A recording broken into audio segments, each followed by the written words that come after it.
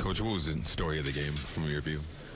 You know, the first quarter they were hot, and you know, they got going. I didn't love our how we contested shots for some reason. We weren't contesting shots the way we needed to. And then after the first quarter, our defense settled down. I thought we were pretty good the last 3 quarters defensively. Then offensively, you know, 2 things: we turned it over too much and didn't make enough shots.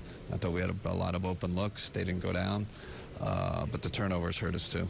Do you look into why the shots aren't going on, or would that just drive you crazy? Because the looks were there. Yeah, no, the looks are there, and you know, it just goes like that some nights. But it's tough to shoot like that on the road. You know, in the 20 percentile or 26% or whatever we shot, just not good enough to win on the road.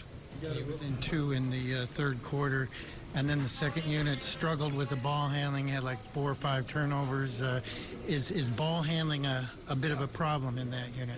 Yeah, no, I think it is, and we obviously have to find I mean, that's Toronto's strength, right? They turn you over. They're an excellent defensive team. I knew coming in the issue tonight was going to be, you know, scoring on these guys, and no, we did not handle the ball well enough, and not only the second unit, I thought the first unit struggled too. So just in general, you know, turnovers were a problem.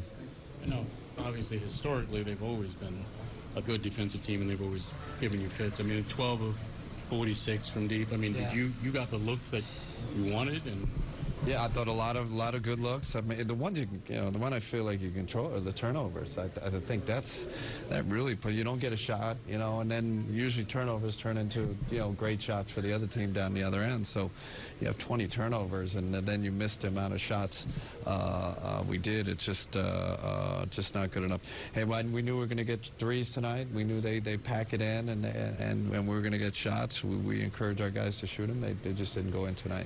Can you tweak the lineup a little bit? David was the 6th man, yet TLC gets some more minutes. Just what did you like about that? Just a feel. I wanted to take a look at TLC and see where he was, and I thought David was really good in that 6-man role. You know, we had to change things up a little bit with Shump. You know, Shump not being with us anymore, so we'll continue to search and look to find the right solution for that backup unit. I think some of Rhodey's things were just rust. I mean, he hadn't gotten a center run like that in a while. Yeah, no, I know, you know, but he has been playing in the G League, so playing with Long Island, so he's just got to find his rhythm. I think, you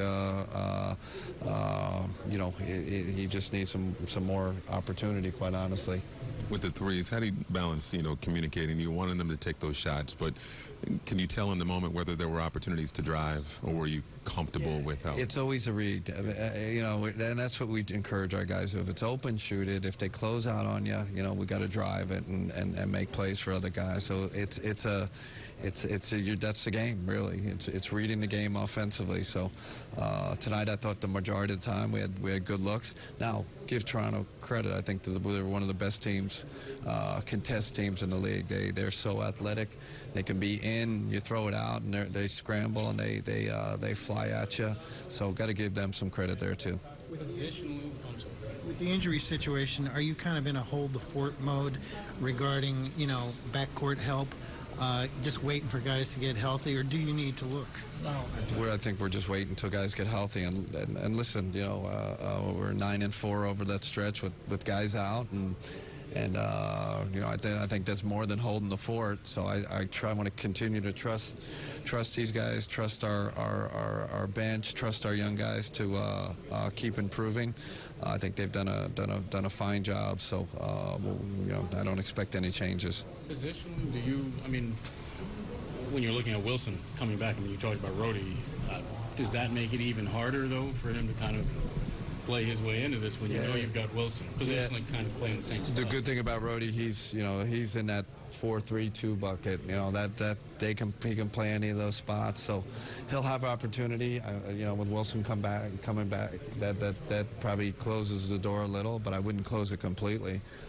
You know, Rhodey's too talented, too much a part of our program for us to you know, sit him on the bench for long stretches.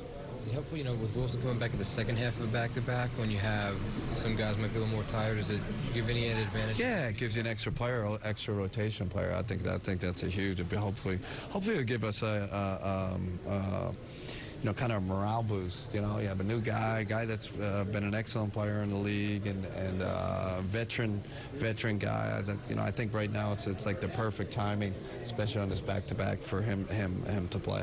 You said you throw him into the fire, but will he be limited in the time you can use him because of where he's at? Limit him, but Greg, I think, but we'll read it too. It's just hard to know where he is. I mean, he's worked his tail off. I think he's in shape. It's just getting his rhythm, but I know we can't go out and play him huge minutes, but he'll play a fair amount.